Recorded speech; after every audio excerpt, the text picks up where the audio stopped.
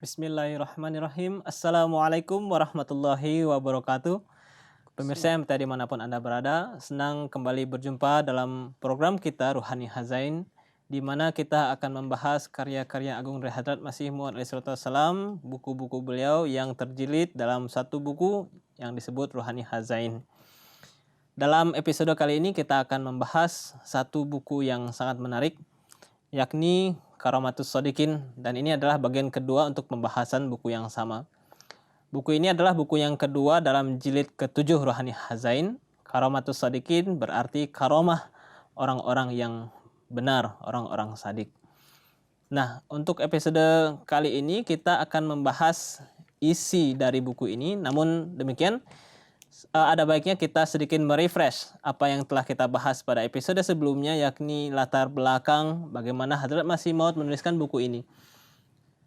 Bermula dari adanya tudingan dari Hussein Batalwi yang mengatakan bahwa Hadrat Masih Maud alaihissalam tidak memiliki kemampuan bahasa Arab yang mumpuni, sehingga beliau pun tidak berkompeten untuk menuliskan tafsir Al-Quran.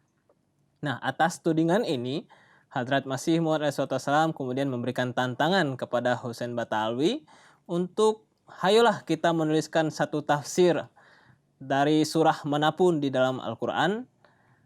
Kita bertanding untuk menuliskan tafsir tersebut dan juga menuliskan kasidah yang di dalamnya berisi puji sanjung terhadap Rasulullah Shallallahu Alaihi Wasallam. Namun demikian, Hussein Batalwi sebagaimana seperti biasanya, beliau mencari celah, mencari alasan untuk bagaimana bisa lari dari tantangan ini. Untuk kali ini beliau beralasan dengan menyampaikan satu syarat tambahan yang mengatakan bahwa ya, kalau Hadrat Masih Maud ingin menuliskan tafsir silahkan saja tuliskan, nanti akan saya cek. Ini nada beliau tetap sama, mengunggulkan dirinya. Nanti saya cek.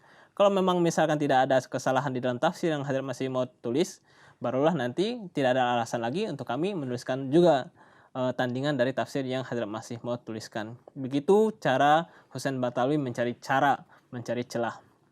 Akan tetapi, melihat alasan yang disampaikan oleh Hussein Batalwi ini, awalnya Hadrat Masih Maud pun kemudian enggan meneruskan. Sudah tampak ya, alasan yang disampaikan itu hanyalah untuk cara melarikan diri saja, tidak ada niat untuk membela Islam. Jikalau Hussein Batalwi ini memiliki kecintaan terhadap Islam, memiliki keunggulan dan kemampuan dalam bahasa Arab dan memberikan tafsiran terhadap Al-Quran, jikalau memang itu mampu beliau melakukan itu, tentunya alasan atau jawaban yang beliau sampaikan bukan seperti itu. Melihat hal ini, awalnya Hadrat Masih Maud enggan meneruskan, namun karena Hadrat Masih Maud mempertimbangkan bagaimana pemahaman orang-orang awam, orang-orang secara umum melihat kejadian ini, takut kalau terjadi kesalahpahaman, orang-orang mengira bahwa beliau tidak mampu menuliskan dan segala macamnya, barulah kemudian beliau pun menuliskan buku Karamatus Shodiqin. Itulah sedikit latar belakang kenapa beliau menuliskan buku ini. Ada 3 poin yang menarik ketika beliau pada akhirnya menuliskan buku Karamatus Shodiqin ini. Poin yang pertama adalah beliau mempersilahkan jika ada 3 orang saksi menyatakan bahwa tafsir yang jadi seperti ini. Dengan menuliskan buku Karamatus Shodiqin ini, Hadrat Masih Maud juga meminta Hussein Batalwi menuliskan buku yang sama, menuliskan tafsir yang terhadap tafsir Al-Quran. Dan jika ada 3 orang saksi yang mengatakan bahwa tafsir yang dituliskan oleh Hussein Batalwi ini lebih unggul atau minimal setara dengan tafsir yang dituliskan oleh Hadrat Masih Maud, maka Hadrat Masih Maud akan memberikan hadiah 1.000 rupiah. Itu poin yang pertama. Poin yang kedua, jikalau Hussein Batalwi ini ingin mencari kesalahan terhadap karya beliau yang berbahasa Arab tersebut, maka silahkan saja. Dan Hadrat Masih Maud memberikan hadiah untuk setiap kesalahan yang ditemukan dalam kitab tersebut, beliau akan hadiahkan 5 rupiah. Itu poin yang kedua. Sedangkan poin yang ketiga adalah jika Hussein Batalwi tidak berani untuk maju ke depan untuk menuliskan tafsir dan menuliskan kasidah sebagaimana tantangan yang dilontarkan oleh Hadrat Masih Maud, maka Hadrat Masih Maud mengingatkan di sini untuk jangan sekali-sekali menyebutkan diri beliau memiliki kemampuan bahasa Arab yang unggul dan memiliki kemampuan untuk menuliskan tafsir-tafsir Al-Quran. Itu sebagian secara singkat perlu di-refresh untuk mengawali episode kali ini. Dan di studio telah hadir narasumber kita, Bapak Ataul Ghalib Yudi Hadiana. Baiklah, marilah kita sapa beliau terlebih dahulu. Assalamualaikum Bapak, sehat? Assalamualaikum, alhamdulillah sehat. Sehat, alhamdulillah. Baik. Baik, kita langsung saja untuk masuk ke bagian isi dari buku ini. Ya. Tadi juga sudah disampaikan bahwa buku ini beliau menuliskan tafsir dan kasidah. Ya. Yang beliau tuliskan awalnya kasidah dulu atau tafsir dulu dan tentang apa? Mungkin Bapak bisa awali dari hal tersebut. Baik, bismillahirrahmanirrahim. Sebagaimana tadi sudah dijelaskan ya, untuk itmamul hujah ya, untuk hujah terakhir, Hadrat Masih Maud menulis buku Karomatus Sadikin ini sebagaimana tadi latar belakang sudah disampaikan secara jelas. Jadi di dalam buku Karomatus Sadikin ini, Hadrat Masih Maud alaihissalatu wassalam, beliau pada bagian awal dari buku ini beliau menulis 4 judul kasidah di dalam bahasa Arab ya. Jadi 4 kasidah ini, 3 kasidah itu di dalamnya memuat mengenai pujian, sanjungan, mengenai keagungan, kemuliaan, keluhuran Rasulullah Shallallahu Alaihi Wasallam. Dan pada kasidah yang terakhir yaitu kasidah yang keempat, Hadrat Masih Maud menuliskan berkenaan dengan orang-orang yang mengkafirkan, mendustakan beliau. Jadi itu 4 kasidah, 3 berkenaan dengan sanjungan kepada Rasulullah Shallallahu Alaihi Wasallam dan 1 kasidah yang terakhir berkenaan dengan orang-orang yang mengkafirkan atau mendustakan beliau. Nah ini sangat panjang sekali dan ditulis dengan bahasa Arab yang sangat tinggi sastranya. Jadi kasidah yang pertama, Hadrat Masih Maud di dalam kasidah yang pertama ini beliau menuliskan sebanyak 42 bait kasidah. Kemudian pada kasidah yang kedua beliau menuliskan sebanyak 332 bait. Nah kemudian pada kasidah yang ketiga beliau menulis sebanyak 114 bait. Dan pada kasidah yang keempat beliau menulis sebanyak 166 bait. Sehingga total kasidah yang beliau tulis di dalam buku ini sebanyak 654 bait. Nah 1 baitnya itu terdiri dari 2 baris ya yang masih saling bersautan ya, masih berkaitan. Jadi 654 bait dan terdiri dari 1308 baris kasidah yang ditulis oleh beliau di dalam bahasa Arab yang sangat tinggi ya sastranya. Jadi pada bagian awal beliau menuliskan 4 syair itu, lalu kemudian setelah itu beliau menuliskan tafsir ya Al-Qur'an juga di dalam bahasa Arab, di mana dalam tafsir ini beliau menjelaskan tafsir dari surah Al-Fatihah. Oke. Dari segi jumlah saja ini sudah sangat luar biasa. Ada 1308 baris ya Pak ya. Kalau kita lihat dari baitnya 654 bait. Kalau memang 1 bait itu kalau dalam bahasa Arab kan ada baris pertama dan baris kedua dalam 1 garis lurus ya Pak ya. Ya. Dan itu kita sebut 1 bait ya Pak ya. Ya.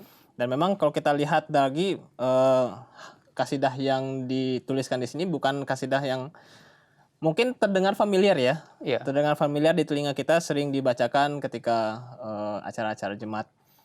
Dan saya rasa ada baiknya juga kita putar sedikit video tentang kasidah ini agar bisa disimak oleh para pemirsa kasidah apa yang dimaksud. Mungkin kemudian nanti kita akan bahas sedikit kandungan yang disampaikan di dalam kasidah ini.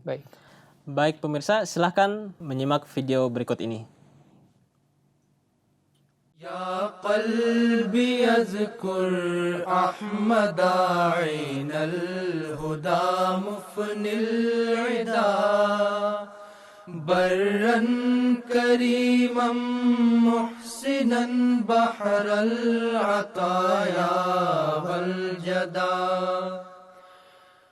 بدر منير زاهر في كل وصف حمدا إحسانه يسبي القلوب وحسنه يروي السدا بدر منير زاهر في كل وصف حمدا إحسانه يسبي القلوب القلوب وحسنه يروي الصدى يا قلبي اذكر أحمد عين الهدى مفني العدا برا كريما محسنا بحر العطايا والجدا الظالمون بظلمهم قد كذبوه تمردا والحق لا يسع الورى إنكاره لما بدا الظالمون بظلمهم قد كذبوه تمردا والحق لا يسع الورى إنكاره لما بدا يا قلبي اذكر أحمد عين الهدى مفني العدا برا كريما محسنا بحر العطايا والجدا اطلب نذير كماله فستندمن ملددا ما إن رأينا مثله للنائمين مسهدا اطلب نذير كماله فستندمن ملددا ما إن رأينا مثله للنائمين مسهدا يا قلبي اذكر أحمد عين الهدى مفني العدا برا كريما محسنا بحر العطايا والجدا اطلب نذير كماله فستندمن ملددا ما إن رأينا مثله للنائمين مسهدا اطلب نذير كماله فستندمن ملددا ما إن رأينا مثله للنائمين مسهدا يا قلبي اذكر أحمد عين الهدى مفني العدا برا كريما محسنا بحر العطايا والجدا. Oke, Bapak tadi sudah kita simak Ya. videonya dan memang suatu kasidah yang memang sudah familiar di telinga kita dalam berbagai acara sudah dilantunkan. Mungkin sedikit bisa diulas beberapa kalimat atau beberapa bait apa yang disampaikan di dalam kasidah tersebut, bagaimana kandungan yang ada di dalamnya. Baik. Ya, tadi sudah sama-sama kita simak ya. Itu merupakan beberapa bagian saja ya di antara kasidah yang 4 tadi, dan ini adalah kasidah yang pertama. Tadi sudah kita sama-sama dengar. Di sini coba kita ulas sedikit ya untuk memperjelas kandungan dari kasidah tersebut.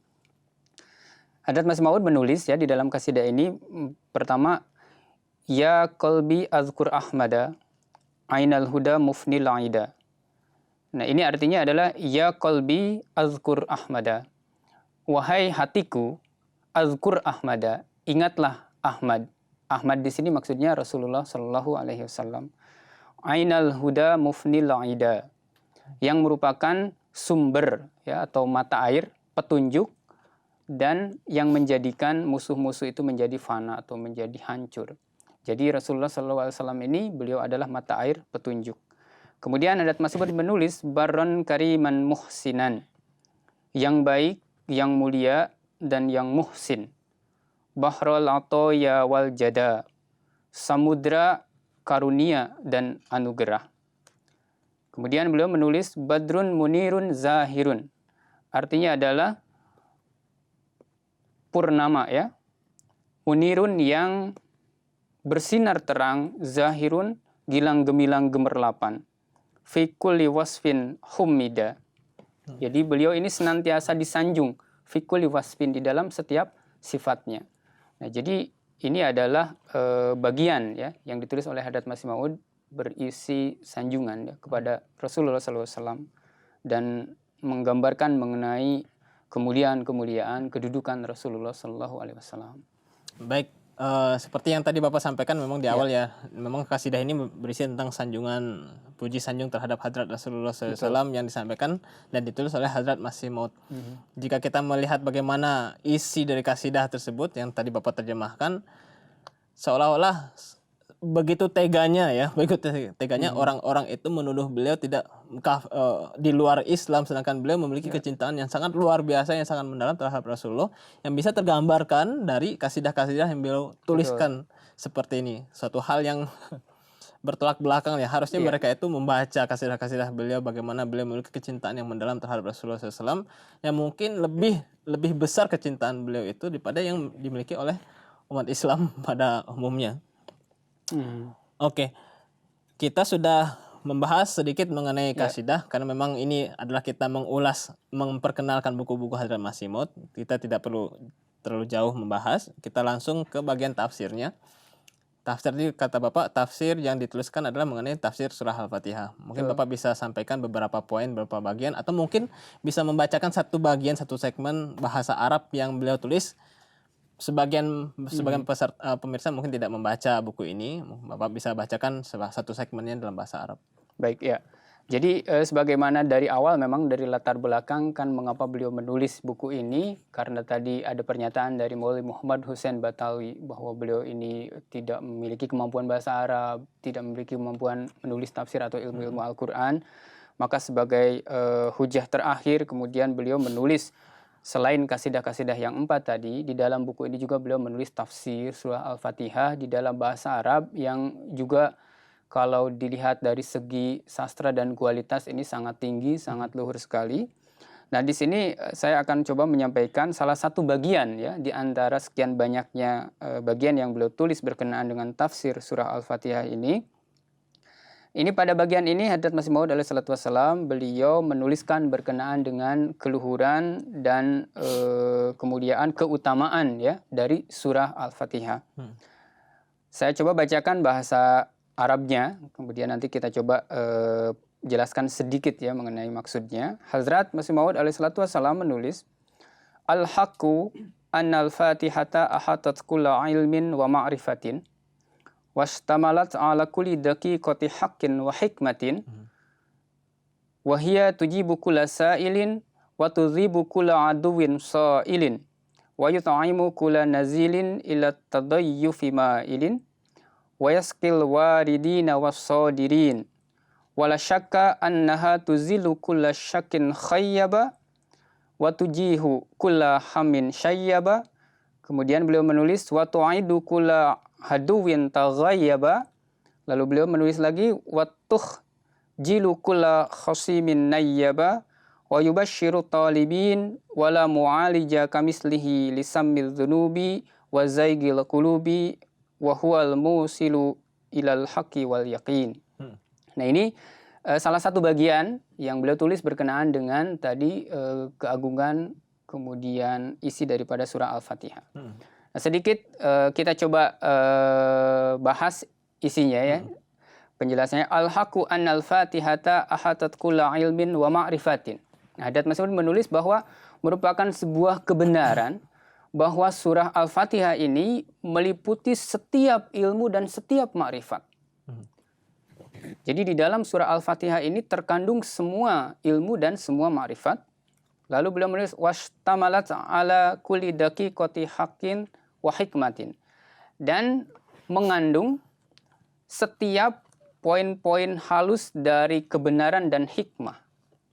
Lalu beliau menjelaskan wahya tujibu kulla sa'ilin, dan dia yakni surat Al-Fatihah ini menjawab pertanyaan dari setiap orang yang memiliki pertanyaan atau setiap orang yang bertanya. Setiap orang yang memiliki keraguan bertanya, maka jawaban dari pertanyaannya itu terkandung di dalam surah Al-Fatihah.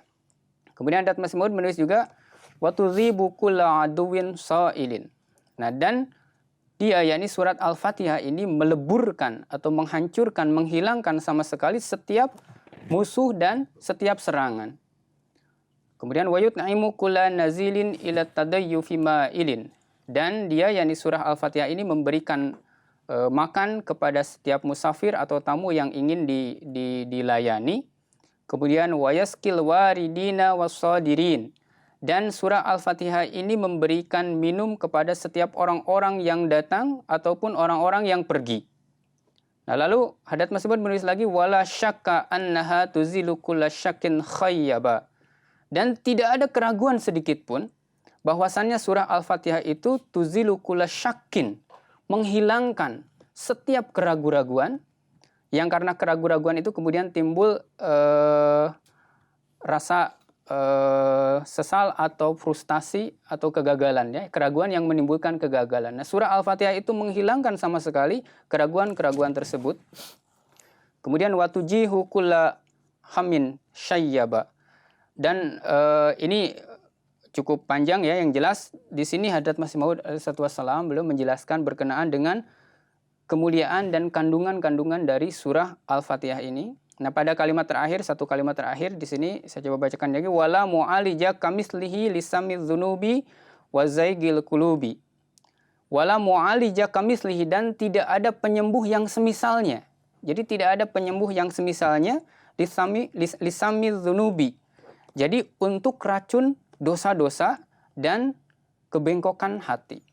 Jadi Hadrat Masih Maud menyatakan tidak ada penyembuh, tidak ada penawar yang bisa menyamai surah Al-Fatihah untuk mengobati racun yang ada di dalam dosa-dosa dan juga kebengkokan hati. Nah, jadi pendek kata, bagian ini Hadrat Masih Maud alaihissalam menjelaskan mengenai isi, kandungan, hakikat, kemudian kedudukan dan keagungan surah Al-Fatihah. Oke. Saya jadi teringat mengenai episode sebelumnya kita ada satu bagian yang kita diskusikan bahwa tafsir yang diinginkan oleh Hadrat Masih Maud agar kedua belah pihak munculkan adalah tafsir yang baru, ya Pak, ya, yang baru, yang tidak boleh mengambil dari tafsir orang sebelumnya, ulama sebelumnya, murni dari pemikiran sendiri dan dituangkan di dalam tulisan tersebut. Sangat luar biasa Hadrat Masih Maud bagaimana beliau menggambarkan surah Al-Fatihah tersebut dalam sedikit bagian yang Bapak sampaikan. Ini baru sedikit, ya. Mungkin kalau kita bahas, kita bacakan semuanya, ini sangat membuka wawasan kita bagaimana Hadrat Masih Maud memiliki pandangan yang luar biasa terhadap baru satu surah Al-Fatihah, belum lagi surah-surah yang lainnya. Dan memang Al-Fatihah itu adalah surah yang paling unggul, lah, ya, salah satu paling unggul. Dan di sini Hadrat Masih Maud menggambarkan bagaimana kemuliaan dan kedalaman kandungan yang ada di dalam surah Al-Fatihah tersebut. Saya tadi mencatat mengandung segala ilmu ma'rifah, jawaban terhadap segala pertanyaan, ya.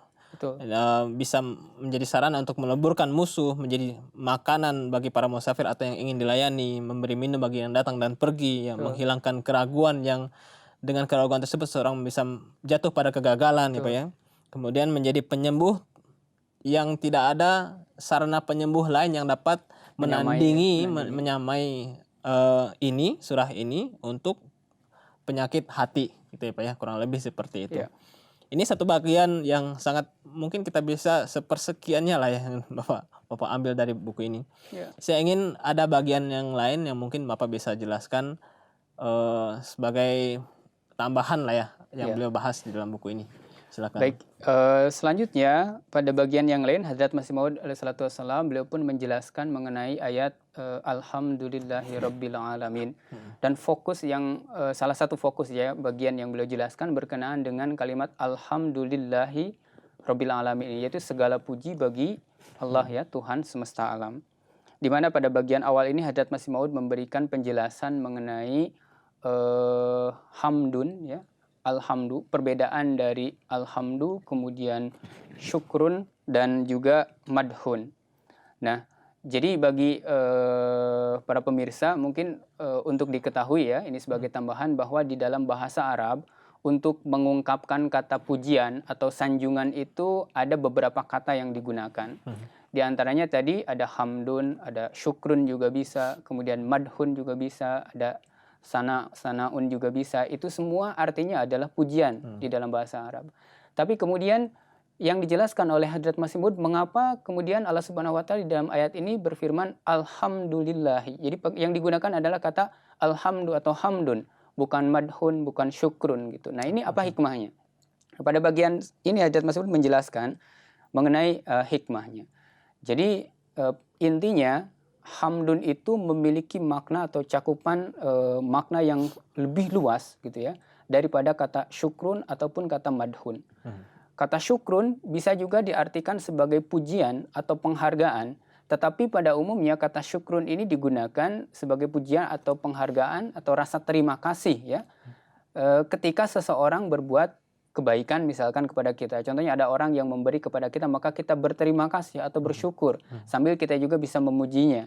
Nah, jadi pada umumnya kata syukrun ini digunakan ketika ada orang yang berbuat kebaikan. Nah, tetapi kata hamdun, alhamdu ini pujian yang lebih luas lagi dari itu. Jadi segala puji makanya gitu ya. Jadi lebih luas bukan hanya ketika seorang berbuat baik, tidak. Tapi lebih luas lagi, hamdun ini digunakan untuk memuji, menyanjung segala macam sifat-sifat baik, hal-hal baik dari seseorang atau wujud. Dalam hal ini adalah Allah Subhanahu wa taala.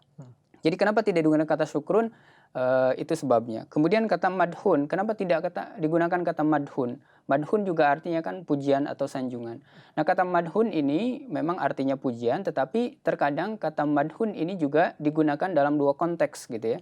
Jadi yang pertama digunakan untuk pujian yang memang positif atau pujian asli, pujian yang benar-benar pujian, tetapi terkadang juga kata madhun ini dalam konteks tertentu digunakan juga untuk pujian yang palsu atau pujian yang tidak asli gitu. Jadi ada dua kemungkinan, ada dua penggunaan. Nah, sehingga kalau digunakan kata madhun, ya ini kalau dibandingkan dengan kata hamdun, hamdun ini adalah pujian yang memang khas atau pujian yang memang khusus, pujian yang memang benar-benar, pujian yang memang asli. Jadi walaupun kata pujian di dalam bahasa Arab ini terdiri dari beberapa kata, beberapa cara untuk mengungkapkan, tetapi karena kelebihan kata hamdun tadi dan beberapa penjelasannya ini, maka di dalam ayat ini yang digunakan itu adalah hamdun ya. Nah, itu poin yang pertama yang dijelaskan oleh Hadrat Masih Maud alaihi salatu wassalam berkenaan dengan ayat alhamdulillahirabbil alamin. Poin selanjutnya, Pak.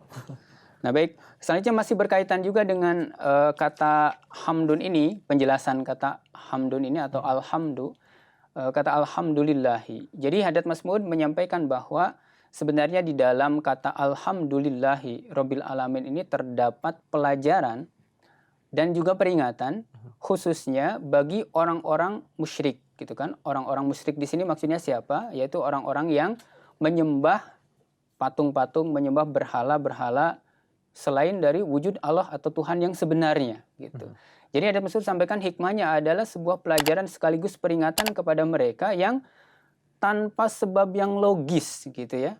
Mereka ini menyembah, mereka ini memberikan pujian-pujian kepada berhala-berhala, kepada patung-patung.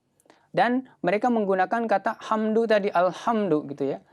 Nah, jadi mereka menggunakan itu. Maka ketika Allah Ta'ala berfirman alhamdulillah, sebenarnya segala puji, baik yang kecil ataupun yang besar, semua pujian itu sebenarnya hanya bagi Allah Subhanahu wa Ta'ala. Nah, ketika Allah Ta'ala berfirman alhamdulillahirabbil alamin, Allah Ta'ala berpesan bahwa mengapa kalian wahai orang-orang musyrik menggunakan kata alhamdu atau memuji-muji berhala-berhala kalian? Apakah berhala-berhala itu sama dengan Tuhan?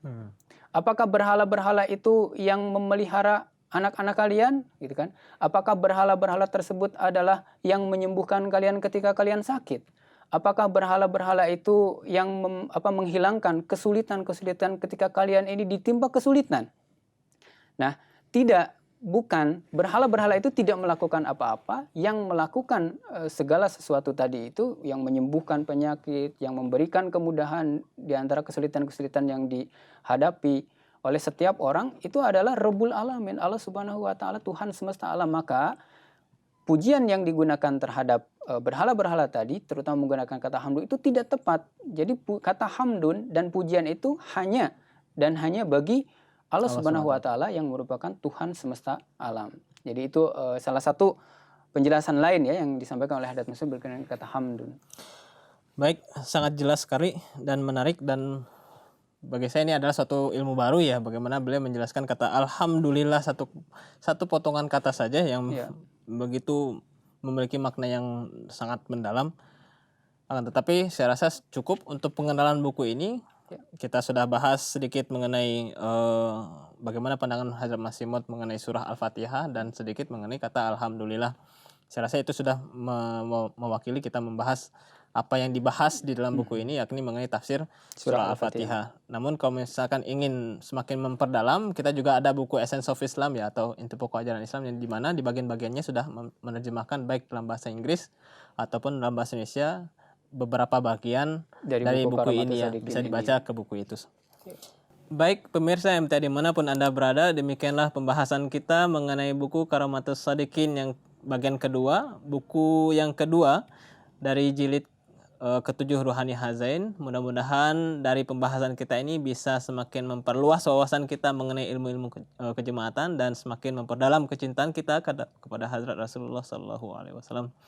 Saya Hafizur Rahman berserta kru yang bertugas mohon undur diri. Wabillahi taufik wal hidayah. Assalamualaikum warahmatullahi wabarakatuh. Assalamualaikum.